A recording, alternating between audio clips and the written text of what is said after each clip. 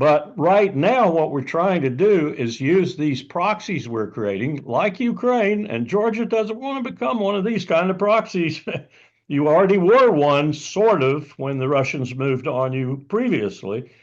But that's what we're doing. We're trying to create proxies to do the job we want to do against Russia, which is to bleed it until until Putin falls and Russia is much the same it was when Yeltsin took over. That's our objective.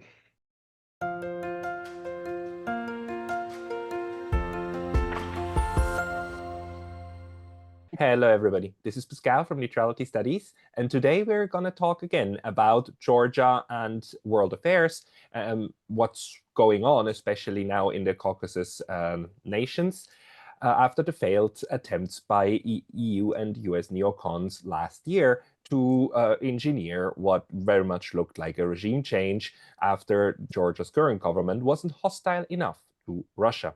To discuss this, I got with me again my friend and colleague Lasha Kasradze, a Georgian national in the US, and for the first time, Colonel Lawrence Wilkerson, a retired US Army officer, former chief of staff of the Secretary of State, and member of the activist group Veteran Intelligence Professionals for Sanity. Gentlemen, welcome. Thank you. Thank you.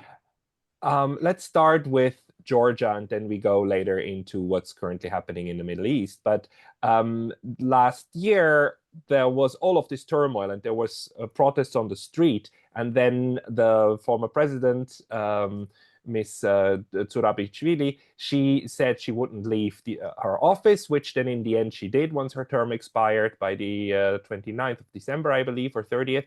And now we have talks about sanctions on Georgia, and not just individuals, but the entire country. Both of you, could you take us through what we know, what the plans of this bipartisan committee in the US is? Maybe we start with Larry Wilkerson first, and then Lasha Kasradze. The first comment I would have is take a look at Syria and really serious sanctions, because what really brought Syria to the point where Bashar al-Assad couldn't hold on anymore and his military wouldn't perform anymore was sanctions. The average pay of a lieutenant, for example, went down by about 65, 70%, even if he had a family or whatever. So the sanctions were draconian. So all to say that if the United States wants to put those kind of sanctions, those kind of really truly draconian sanctions on Georgia or Romania, for example, or anyone else that it is at odds with at the time, then they can really influence what's happening in that country majorly. And I think this, if I understand it right, if I understand my fellow South Carolinian sending a list to Marco Rubio of actual individual names and perhaps even companies or corporations or businesses incorporated in Georgia or whatever, that the U.S. ought to target, that Rubio himself as Secretary of State ought to suggest to the president that we target, is it seems unconscionable, but at the same time, I have to say it's what we do. It's what we do in the United States. We have Office of Financial Assets and Control and Treasury told me about 6 months ago, I guess, that the number of countries that we have under sanction and the number of individuals that we have under sanction. I did a little stubby pencil work, and we have about 25, 26% of the world under sanctions. It's incredible how many people we have under sanctions. We use them as a weapon, just like we do bombs, bullets, and bayonets. And it wouldn't surprise me at all that they're targeting the party they don't like in Georgia with sanctions and people who support that party. And the reason they're doing it, of course, is because there's a government, at least this is my appreciation of it, there's a government, however tenuous its hold might be on the political structure and the people, that wants a balanced foreign policy, balance between the giant to the north, capital Moscow, and the two giants in the other direction, the West, first NATO and then the EU with it, and Washington. And that's, to me, a sane policy, a policy of balance and distance, a policy that says, I'm looking out for Georgia first. But that's not the way the United States sees it. Yeah, so the United States and also Europeans have said that Georgia needs to change course. I mean, they have, especially about the NGO law, officially said like if your parliament enacts something that we don't agree with, then well, you change or else. And now it seems they're thinking about else. Lasha, can you tell us what we know about what's being discussed in terms of sanction, or what is already implemented and what is being discussed? Right. Well, thank you, Pascal, once again. It's great to have you, Colonel. Good to see you again. I never thought that I would live the day when I would see, Washington, the United States sort of imposing sanctions on Georgia. I've studied and lived in the US for 30 years now, and it was just unimaginable. So that this tells us, and I'll just give you sort of a overall take on this, and then I'll go into what dangers Georgia is facing. What I think Georgia is facing as a result of sort of widening of these sanctions. This shows basically that there is no moral code in the international system. We've studied this, we've learned this, we know this. Georgia is, I would say, the most committed pro-Western republic in the region, most loyal republic in the region, starting from its commitment to Afghanistan, sending its troops and participating in the anti-terror operation for decades in Afghanistan, to basically being outspoken and outright blatant about how much it wants to join the West in terms of its security and economic infrastructure, European Union and NATO.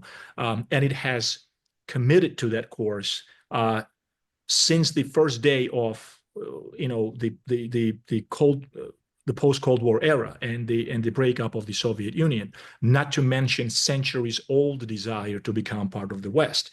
And yet today we are seeing this ridiculous, in my opinion,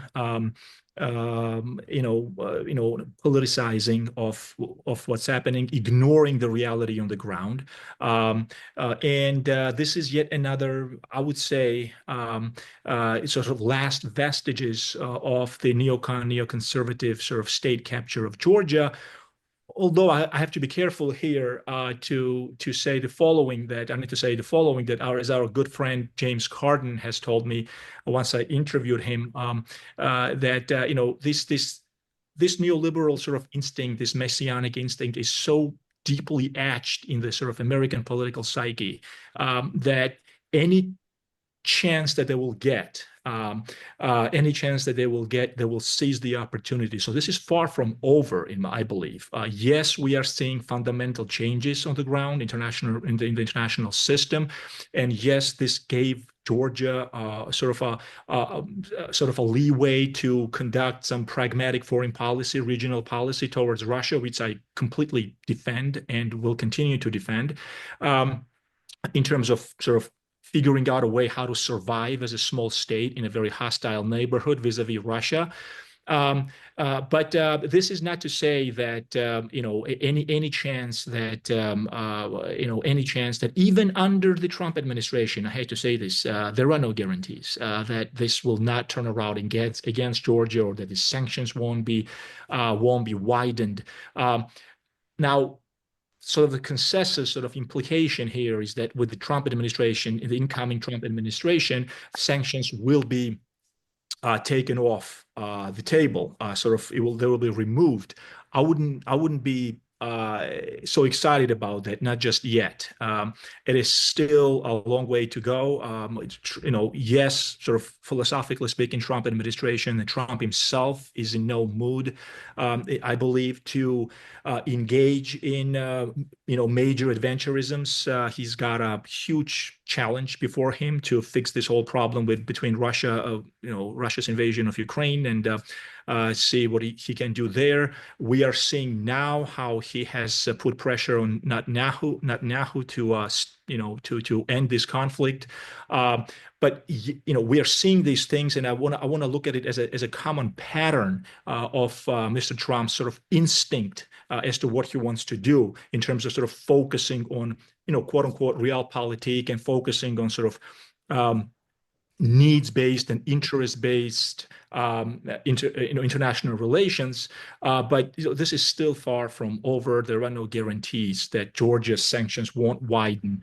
Although I do give better chances under the Trump administration, these sanctions might be sort of taken off the table.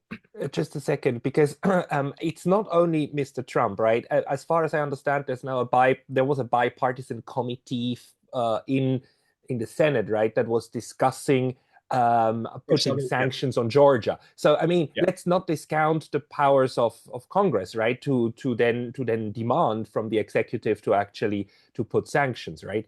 Absolutely. Could you update us quickly what's being discussed actually in terms of sanctions? Because there were already sanctions on individuals, right, in the current Georgia Dream government, but the discussion now is to actually put real economic sanctions, as Colonel Wilkerson said, on the entire economy. I will answer that in a second. Just latest that I heard today before this conversation was that UK, 14 MPs in the UK Parliament are considering imposing additional sanctions. So this is just a few hours ago that I heard. But to go back to your point, Pascal, yes, I think if I remember correctly, it started all by sanctioning Ivanishvili, sort of imposing partial sanctions on Ivanishvili himself. I don't know if they widened over to his family members. I'm not sure, but it was partially sanctioning him as a symbol, as a symbolic gesture, sort of a signal that there was a possibility of more to come. And this is all being done under Mr. Joe Wilson's sort of initiative, obviously I believe in conjunction with the sort of the opposition forces in Georgia, and this is all under the Helsinki Commission in Congress. Mr. Wilson is leading this effort, as far as I know, this is sort of, and then the Treasury Department, and then Secretary Blinken also announced it, of course, when initial sanctions were imposed on Ivanishvili. But the initial process, the overall process and the day-to-day sort of sort of keeping it alive, if you will, is taking place through the Helsinki Commission and under Joe Wilson's leadership.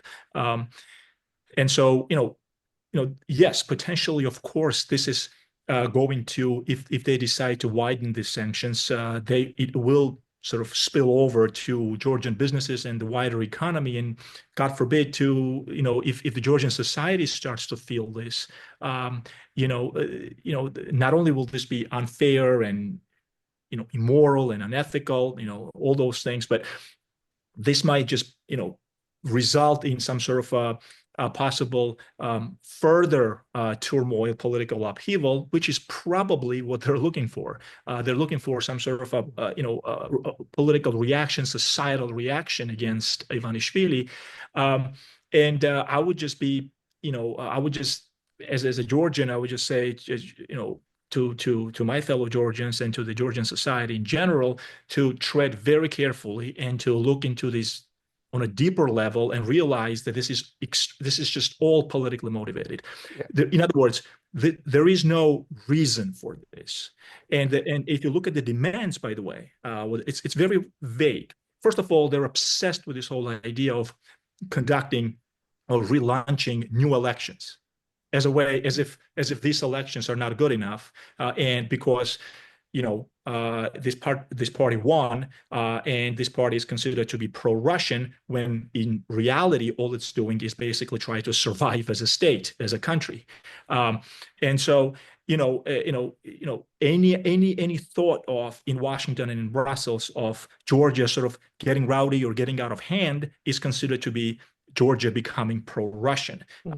We know this as those who live and study and work here, right, in the States. But the difference is that this is sort of a signature foreign policy thing in America, right? But over there, they don't know it, and it might cause, and which is unfortunate, but that might cause panic, that might cause unexpected sort of reactions, and I think that's what they're sort of waiting for.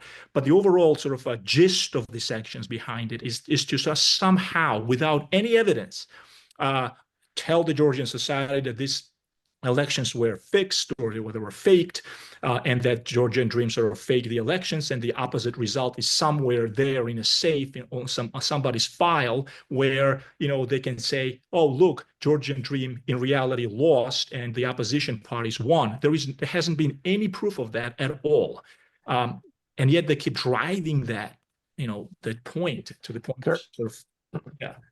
Yeah, which really begs the question, Colonel Wilkerson. Two things.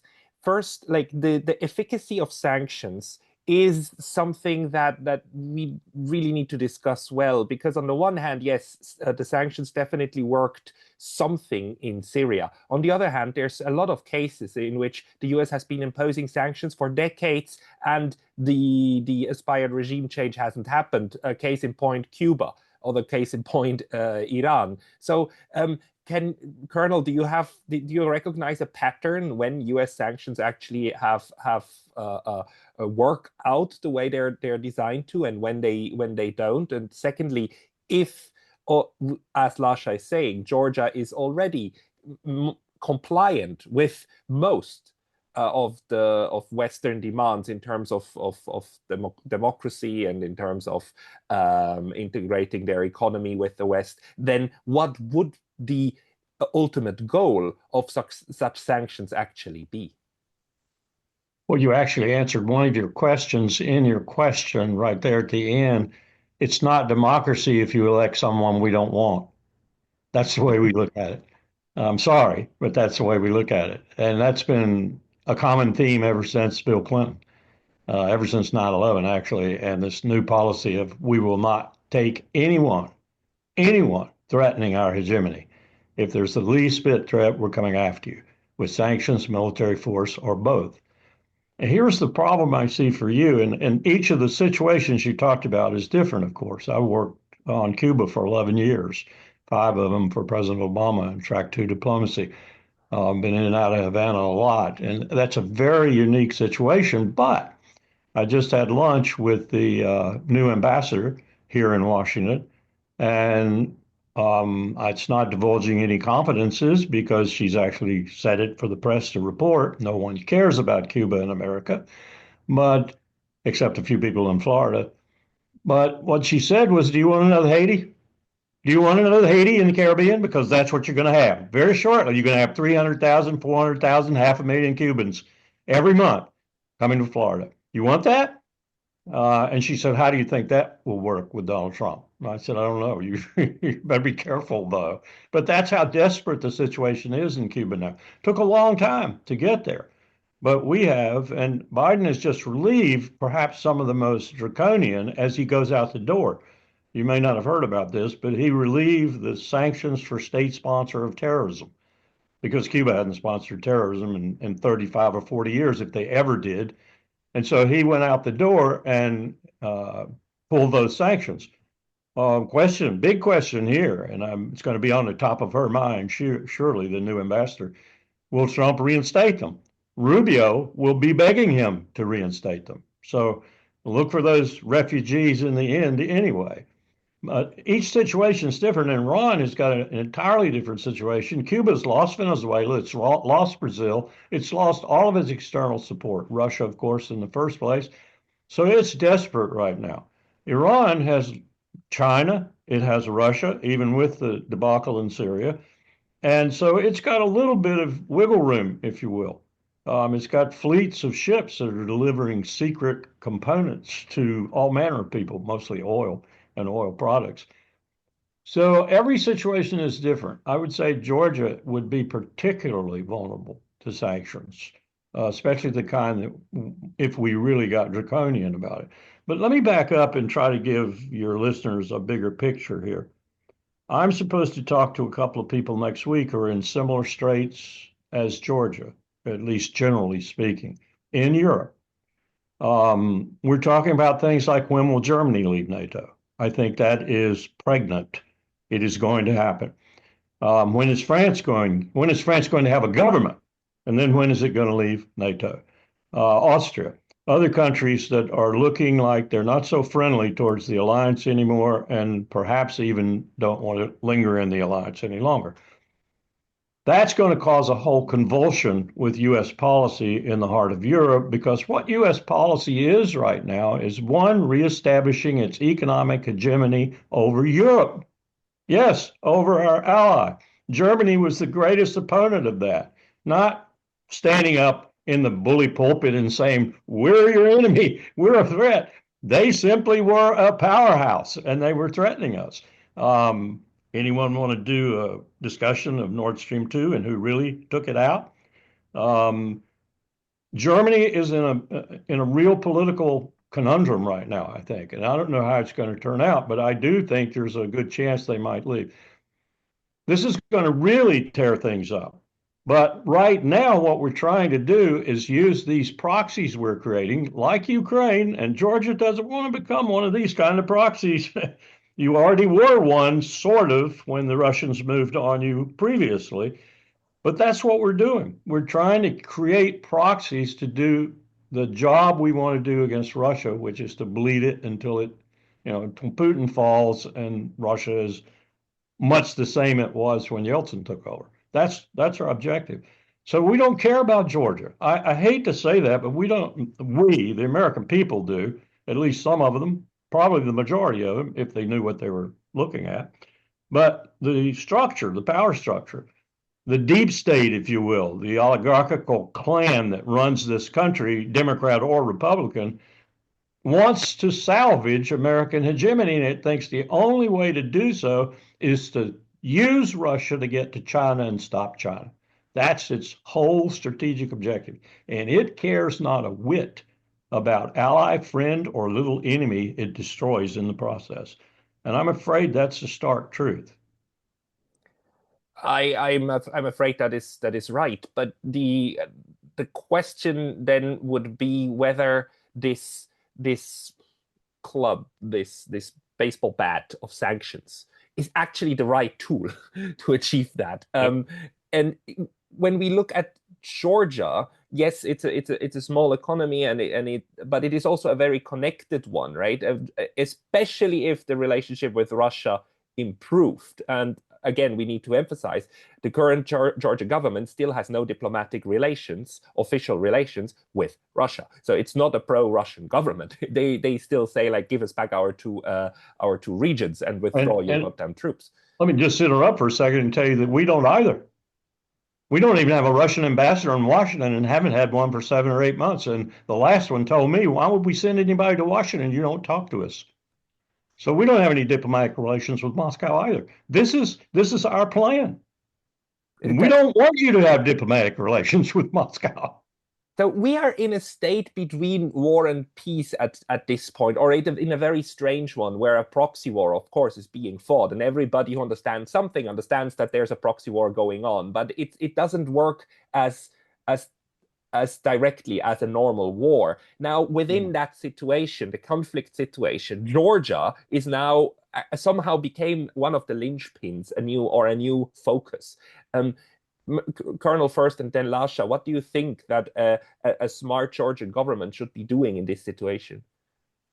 I would advise doing exactly what you are doing, trying to maintain a balance as best you can and ensure that your political structure is designed to do that. And whoever winds up in that political structure as triumphant understands this fundamental point, this balance, rather than going whole hog one way or whole hog the other way. And understands, too, what I've just talked about, that they're being used. They're a pawn on the chessboard. And there's a bigger tapestry here, too. And I'm giving a talk about this tomorrow morning. We are involved right now in a colossal reversal of what 3,000 years plus 500 years put together in terms of world history. We had a colossal amount of power, cultural, informational, intelligence, military, you name it, in the East for a long time. In fact, all the empires were there, the Persian, the Mughal, the Mongol, and so forth. And all of a sudden, it wasn't all of a sudden, but about 350 years or so, starting with Ferdinand and Isabella and the exploration of the so-called New World and everything, and the tons of money that came back, empires started growing up in Europe. And the British Empire, of course, became the biggest one of all and spawned us. Well, the pendulum is swinging back, and we know that. We know that in this country. The pendulum is swinging back, and the magnet pulling that pendulum is China, and it's inexorable. 1 in 5 people on the face of the earth is Chinese. 1 in 5 is Indian. 3 in 5 are Asian. 60% of the world is Asian. You're caught in the middle. Russia's caught in the middle. Russia's really caught in the middle. They're half in Asia and half in Europe, so to speak. This is a titanic struggle, and it can be expressed in all kinds of geopolitical articles. I just read one by a Princeton professor that just, well, it floats in the ether. It's so wonderful. But what he's saying is this battle is on. It is on, and it is going to get vicious. And those caught in the middle are going to pay a steep price. And so all you can do if you're caught in the middle is try to survive. And I think the best way to survive is precisely what you've done at this point in time. It's not, as my president did, George W. Bush, to stand in Tbilisi in the public square and tell Saakashvili that you were going to be a member of NATO next week or whatever. That's insane. And one could predict that Russia would have done what Russia did in that instance, just as like one could predict, and I did, that Russia would do what it did in Ukraine if we kept being so deceptive with them. And we did it on purpose. We did it on purpose to get them to do something untoward, and they did. And then we used that to kill a whole bunch of Ukrainians. But that's not what we care about. What we care about is we're bleeding Russia. Now, here's the kicker, too. Will Donald Trump change that? Donald Trump is not one who does Harold Mackinder concepts of the strategic pivot point of history and all that. He's one who wants to build Fortress America. Does that mean that he's going to draw in our horns, maybe pull us out of NATO, maybe depart, maybe break the transatlantic link, maybe pay attention to Greenland, the Panama Canal, and other places, Canada? I don't know. But I do know that the structure deeply embedded, financial and otherwise, many of them live in Davos or frequent Davos, BlackRock, Vanguard, State Group, you know the names. Those people are watching this very, very carefully, and they don't want retrenchment on the part of America. None of them do. So I think this struggle is going to be the struggle of this century. It will be. And the question then is, how do smaller states who accidentally become the focus not become the grass that the elephants trample on? Lasha, because there is a problem, which is that we've seen it with Salome Zurabishvili, who was definitely, she was installed more or less under the Saakashvili government, and Saakashvili himself was groomed by the Davos people and the transatlantic networks, and there are people who are staunchly loyal to the West, and they are part of the political system in Georgia. Now, how big is the danger that these people gain power and then kind of self-destruct the state, the way that Ukraine self-destructed into the bayonets of Russia? Pascal, that's an excellent point. I just want to pick up on Colonel Wilkerson's point as well. Yes, all of this has this very ominous sort of Mackinderian flair to it. I mean, but without dramatizing it too much, Pascal, to your point, real quick, what happened in Georgia for the past 30 years, and since 2003, when Saakashvili came to power, up until today, is this formation of these extreme utopian idealist narratives that Georgian people sort of almost instinctively and naturally started to believe in. And so what happened is, sort of to your point, what are the chances of, and then they eventually became radical, they became irrational, they became fanatical, I would call them, and say, they drove this point so often and so intensely and so violently that the entire point itself lost its purpose. They don't even know what to do with themselves anymore, other than to call anyone who suggests otherwise or says, you know what, maybe we should just step back for a second and realize that the good old-fashioned sort of George W. Bush, John McCain, freedom agenda politics just not going to sustain us anymore, right? You are automatically labeled as pro-Russian. You are so, in other words, the Georgian society is so radicalized and polarized that you are an enemy automatically. Um, if you suggest something smart, which is commonsensical, forget about theories, forget about the deep knowledge of, just commonsensically, any regular Georgian, if they say, why are we fighting with Russia? What can we do even if we want to fight with Russia? This is a suicide. Automatically, you are a coward, you are pro-Russian, and you need to get out of the country. So that tragedy aside, that's also sort of social suicide aside, what I want to also emphasize is that if we're talking about sanctions in Georgia, and I don't mean to sort of criticize any other regime or countries out there, but we know that Georgia is much more democratic than, say, the Syrian regime was, or say the Iranian regime is, or say what happens in Cuba, what's happening in Cuba. I mean, just factually speaking, I mean, we know whoever watches Georgia understands that Georgia is a democratic. At least it is. It's not a consolidated democracy in the Western sense, but it certainly is a democratic society, right? Its society wants to become a member of the West. Its political, its politicians and its political parties since day one after the collapse of the Soviet Union wanted to join the West, right? So as imperfect as it is a democratic society.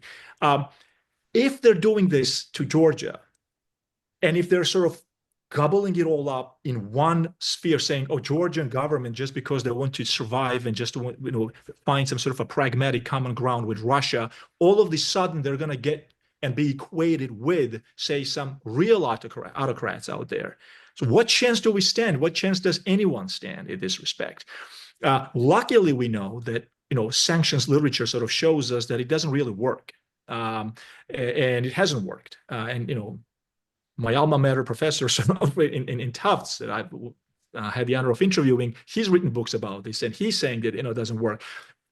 But in Georgia, but the question is, does Georgia have that luxury of not being scared, of not treading carefully, because its economy is tiny, and all it takes is one bank to fall or one big company to fall for some sort of a social panic to set in, God forbid. And if that happens, then watch out, because and maybe that's exactly as I alluded to, as I mentioned earlier, maybe that's what they're aiming at.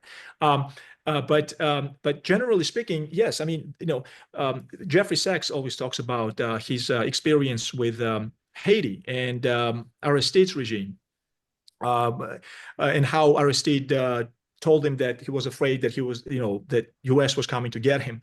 That sort of, his sort of main point of the story is always saying that how it started, how narrative started to kick in, how he was all of a sudden this monster or whatever, and the narratives start to pick up and construct this politically constructed stories. And then you have sort of, the overthrow of the government. And I'm thinking, geez, is this what's happening to Georgia? Where all of a sudden now the Georgian dream is being announced as some sort of a pro-Russian, communists and Russia, because of course Russia is, after it takes Ukraine, is going to go into Poland, and then it's going to go into the Baltics, and then it's going to go, capture the entire Eastern Europe. But we know these myths. We know these constructed narratives, these myths that, by the way, there is a sort of a contradictory reaction that's happening here. On the one hand, everyone understands that these myths are breaking and collapsing on their own philosophy, basically, because it was just not sustainable, all these lies. But at the same time, they have this fallout effect, right? For minions like Georgia, obviously, we see the tragedy of Ukraine, where it can be also very much manipulated against countries like Georgia, while this sort of unipolar, liberal, hegemonic, neoconservative world order is trying to figure out how not to lose or how to prolong its loss. So Georgia is still not out of the woods, far, far from it.